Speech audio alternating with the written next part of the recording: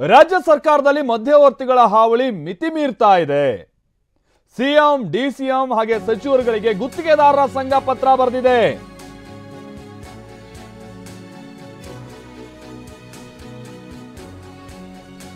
ಮಧ್ಯವರ್ತಿಗಳು ಅಂತ ಅಂದ್ರೆ ಕಾಣದ ಕೈಗಳು ಹದಗೆಡಿಸ್ತಾ ಇವೆ. 4 ನಿಗಮಗಳ ಎಂಡಿಗಳನ್ನ ಕರೆದು ಸಭೆ ನಡೆಸಿ ಕಾಣದ ಕೈಗಳ ಬಗ್ಗೆ ಎಂಡಿಗಳೊಂದಿಗೆ ಚರ್ಚೆ ಮಾಡಿ ಸಿಎಂ, ಡಿಸಿಎಂ, ಸತೀಶ್ ಜಾರಕಿಹೊಳಿ, ಬೋಸರಾಜು ಇವರುಗಳಿಗೆಲ್ಲ ಪತ್ರ ಬರೆಯಲಾಗಿದೆ. ಕಮಿಷನ್ ಆರೋಪ ಮಾಡಿ ಗುತ್ತಿಗೆದಾರರ ಸಂಘ ಪತ್ರ ಬರೆದಿದೆ. ಅಲ್ಲಿಗೆ ಕಳೆದ ಬಾರಿಯ ಸರ್ಕಾರದಂತೆ ಭ್ರಷ್ಟ ಸರ್ಕಾರ ಅಂತ ಕಳಂಕವನ್ನ ಈ ಸರ್ಕಾರ ಕೂಡ ಹಾಗಾದ್ರೆ ಹೊತ್ಕೊಳ್ಳೋಕೆ ಈಗ ಸಿದ್ಧ ಆಗಿದೆಯಾ? ಕ್ರಮ ತೆಗೆದುಕೊಳ್ಳದೆ ಹೋದ್ರೆ ಸಿದ್ಧ ಆಗಿದೆ ಅಂತಾನೆ ಅರ್ಥ. ಬಹಳ ಮಂದಿ ಇಷ್ಟು ಬಾರಿ ತೆರೆಮರೆಯಲ್ಲಿ ಬಹಳ ಸುದ್ದಿ ಕೇಳ್ಬರ್ತಾ ಇತ್ತು. ಯಾವುದು ಬಿಲ್ ಪೇಮೆಂಟ್ ಆಗ್ತಾ ಇಲ್ಲ, ಎಲ್ಲ ಕಮಿಷನ್ ಬಹಳ ಹೊಡಿತಾ ಇದ್ದಾರೆ, ಲಂಚ ತಾಂಡವ ಆಡ್ತಾ ಇದೆ ಅಂತ. ಈಗ ಅದನ್ನ ಬಹಿರಂಗವಾಗಿ ಗುತ್ತಿಗೆದಾರರ ಸಂಘ ಆರೋಪಿಸಿದೆ.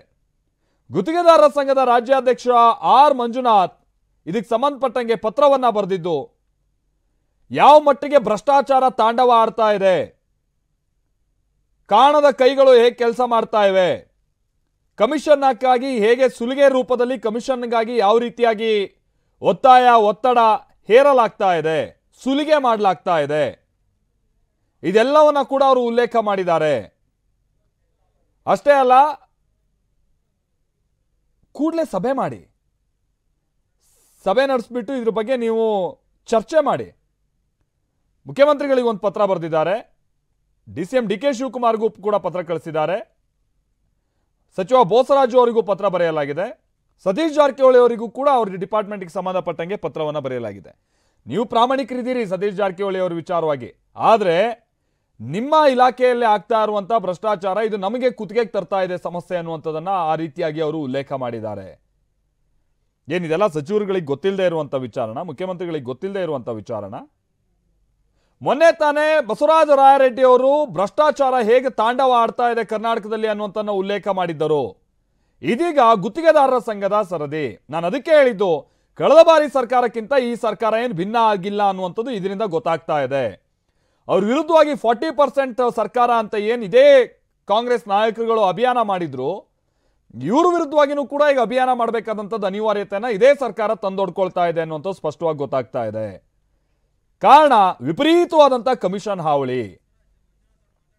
ನಾವು ಪ್ರತಿನಿಧಿ ಬಸವರಾಜ್ ಗುತ್ತಿಗೆದಾರರ ಸಂಘದ ರಾಜ್ಯಾಧ್ಯಕ್ಷ ಆಗಿರುವಂತಹ ಆರ್ ಮಂಜುನಾಥ್ ಅವ್ರ ಜೊತೆಗೆ ಮಾತನಾಡಿದ್ದಾರೆ. ಬಸವರಾಜ್ ಮುದನೂರ್ ಅವರು ಏನ್ ಹೇಳಿದ್ದಾರೆ ಈ ಸಂದರ್ಭದಲ್ಲಿ ಮಂಜುನಾಥ್, ಬನ್ನಿ ಕೇಳೋಣ. ರಾಜ್ಯ ಸರ್ಕಾರ ಮತ್ತು ಗುತ್ತಿಗೆದಾರರ ಮಧ್ಯವರ್ತಿಗಳ ಹಾವಳಿ ಹೆಚ್ಚಿದೆ ಅಂತಕ್ಕಂಥ ಗಂಭೀರ ಆರೋಪವನ್ನು ಗುತ್ತಿಗೆದಾರರ ಸಂಘದ ರಾಜ್ಯಾಧ್ಯಕ್ಷರಾಗಿರ್ತಕ್ಕಂಥ ಆರ್ ಮಂಜುನಾಥ್ ಅವರು ಹೇಳ್ತಾ ಇದ್ದಾರೆ. ಈ ಸಂದರ್ಭದಲ್ಲಿ ನಮ್ಮ ಜೊತೆಗೆ ಆರ್ ಮಂಜುನಾಥ್ ಇದ್ದಾರೆ. ಅವ್ರು ಏನು ಹೇಳ್ತಾರೆ ಕೇಳೋಣ ಬನ್ನಿ. ಸರಿಗ ತಾವು ಸರ್ಕಾರಕ್ಕೆ CMಗೆ ಪತ್ರ ಕೂಡ ಬರೆದಿದ್ದೀರಿ, ಏನು ಮೆನ್ಷನ್ ಮಾಡಿದಿರಿ, ಯಾವ ರೀತಿ ಮಧ್ಯವರ್ತಿಗಳ ಹಾವಳಿ ಹೆಚ್ಚಿದೆ, ಕಮಿಷನ್ ಹಾವಳಿ ಹೆಚ್ಚಿದೆ ಅಂತ ಹೇಳ್ತಾರೆ ಸರ್? ಈಗ ನಮಗೇನಾಗಿದೆ ಅಂದರೆ ಎಲ್ಲ ಇಲಾಖೆಗಳು ಆಲ್ಮೋಸ್ಟ್ ಈಗ ಎಲ್ಲ ಇಲಾಖೆಗಳು ಮಧ್ಯವರ್ತಿಗಳು ಅಂದರೆ ನಾವು ಬೇರೆ ಪದ ಉಪಯೋಗಿಸೋದು ಬೇಡ, ಮಧ್ಯವರ್ತಿಗಳು ಕಾಣದ ಕೈಗಳು ಅಲ್ಲಿ ಕೆಲಸ ಮಾಡ್ತಾ ಇದ್ದಾವೆ. ಅಂದರೆ ಸಚಿವರು ಆದೇಶನ ಅವ್ರು ಮೀಟಿಂಗ್ ಮಾಡೋದೇ ಬೇರೆ, ಬಟ್ ಅಲ್ಲಿ ನಡ್ಕೊಳೋದೇ ಬೇರೆ. ನಮ್ಮದು ಟ್ರಾನ್ಸ್ಪರೆನ್ಸಿ ಆ್ಯಕ್ಟ್ ಪ್ರಕಾರ ನಮಗೆ ಏನು ಗೊತ್ತಾ, ಜ್ಯೇಷ್ಠತೆ ಆಧಾರದ ಮೇಲೆ ಪೇಮೆಂಟ್ ಮಾಡಬೇಕು. ಇವ್ರೇನು ಗೊತ್ತಾ, ಜ್ಯೇಷ್ಠತೆ ಆಧಾರದ ಮೇಲೆ ಪೇಮೆಂಟ್ ಮಾಡಲ್ಲ, ಸೀನಿಯಾರಿಟಿ ಲಿಸ್ಟೇ ಮಾಡೋದಿಲ್ಲ. LOC ಎಷ್ಟು ಬಂತು ಅಂತ ಮೊದಲು ನೋಟಿಸ್ ಬೋರ್ಡ್ಗೆ ಹಾಕ್ತಿದ್ರು, ಅದನ್ನು ಆಗ್ತಾ ಇಲ್ಲ. ಆಮೇಲೆ LOC ಎಲ್ಲದಕ್ಕೂ ಸ್ಪೆಷಲ್ LOC. ನಮ್ಮಲ್ಲಿ ಇರ್ತಕ್ಕಂಥ ಕರ್ನಾಟಕ ರಾಜ್ಯದಲ್ಲಿ ಇರ್ತಕ್ಕಂಥ ನಮ್ಮಲ್ಲಿ ಏನಾಗಿದೆ ಅಂದರೆ 60% ಸುಮಾರು 1.5 ಲಕ್ಷ ಜನ ನಾವು ಕಾಂಟ್ರಾಕ್ಟರ್ಗಳಿದ್ದೀವಿ. ಅದ್ರಾಗೆ 60% ಸಣ್ಣ ಮತ್ತು ಮಧ್ಯಮ ವರ್ಗದ ಗುತ್ತಿಗೆದಾರರೇ ಇದ್ದಾರೆ. ಅವರಿಗೆ ಪಾಪ ಪೇಮೆಂಟೇ ಸಿಗ್ತಾ ಇಲ್ಲ. ಅವ್ರಿಗೆ ಯಾವುದೋ ಒಂದು ಬೇರೆ ಹೆಡ್ಡಲ್ಲಿ ಕೊಟ್ಟಂಗೆ ಮಾಡಿ ಅವರಿಗೆ ಕಣ್ಣೊರ್ಸೋ ಅಂತ ನಾಟಕ ಆಡ್ತಾರೆ. ಮತ್ತು ಜೊತೆಗೆ ಅವರು ಹಾಗೆ ಉಳಿತಾರೆ. ಬಲಾಢ್ಯರಿಗೆ ಸ್ಪೆಷಲ್ LOC ಅಂತಂದೇಳಿ ಬೇರೆ ಥರ ವ್ಯವಸ್ಥೆ ಮಾಡ್ಕೊಂಡು ಅವ್ರಿಗೆ ಪೇಮೆಂಟ್ ಮಾಡ್ತಾರೆ. ಬಟ್ ಆದರೆ ಸಣ್ಣ ಮತ್ತು ಮಧ್ಯಮ ಗುತ್ತಿಗೆದಾರರಿಗೆ ಪೇಮೆಂಟ್ ಸಿಗೋದಿಲ್ಲ. 3 ವರ್ಷದಿಂದ ಬಾಕಿ ಇದೆ. ಫಾರ್ ಎಕ್ಸಾಂಪಲ್ಲು ನೋಡಿ, ಜಾರಕಿಹೊಳಿ ಸಾಹೇಬರು ಮಹಾನ್ ಪ್ರಾಮಾಣಿಕರು, ಅದರಲ್ಲಿ 2 ಮಾತಿಲ್ಲ. ಯಾಕೆಂದರೆ ಎಲ್ಲರಿಗೂ ಗೊತ್ತಿರ್ತಕ್ಕಂಥ ವಿಚಾರ. ಆದರೆ ಅಲ್ಲೊಬ್ಬ ಕಾಣದ ಕೈ ಕೆಲಸ ಮಾಡ್ತೈತೆ. ಎಲ್ಲ ಥರದ್ದು ಪರ್ಸೆಂಟೇಜ್ಗಳು ಜಾಸ್ತಿ ಆಗ್ತಾ ಇದ್ದಾವೆ. ಅದಕ್ಕೋಸ್ಕರ ನಾವು ನೇರವಾಗಿ ನಿಮ್ಮ ಮುಖಾಂತರ ಅದು ಬಿಡಿ, 4 ನಿಗಮಗಳಿದ್ದಾವೆ. VGNL, ಕಾವೇರಿ ನಿಗಮ, KNNL, ಆಮೇಲೆ ಕೃಷ್ಣ ಬೇಸಿನ್ ಅಂತಂದೇಳಿ 4 ನಿಗಮದಲ್ಲಿ MDಗಳಿಗೆ ಫೋನ್ ಮಾಡಿದ್ದೀವಿ. MDಗಳು ಫೋನೇ ಎತ್ತೋದಿಲ್ಲ. ಕೆಲವರು ಫೋನ್ ಮಾಡಿದ್ರು ಕೂಡ ಅಸಹಾಯಕತೆ ತೋರಿಸ್ಕೊಂತಾರೆ. ಅಲ್ಲಿ ಮಾನ್ಯ DCM ಸಾಹೇಬ್ರ ಜೊತೆಗೆ 3ನೇ ತಾರೀಕು ನಾವು ಮೀಟಿಂಗ್ ಮಾಡಿದ್ವಿ ವಿಧಾನಸೌಧದಲ್ಲಿ. ಅವರು 11ನೇ ತಾರೀಕು ಮೀಟಿಂಗ್ ಫಿಕ್ಸ್ ಮಾಡಿದ್ರು 4 ಜನ ನಿಗಮಗಳ ಜೊತೆಗೆ. ಬಟ್ 11ನೇ ತಾರೀಕು ಮೀಟಿಂಗ್ನ ಮತ್ತೆ ಅದು ಕ್ಯಾನ್ಸಲ್ ಮಾಡಿದ್ರು. ಅಲ್ಲಿಂದ ಇಲ್ಲೇವರೆಗೂ ನಮ್ಗೆ ಏನು ಅಂತ ಕೇಳಿಲ್ಲ.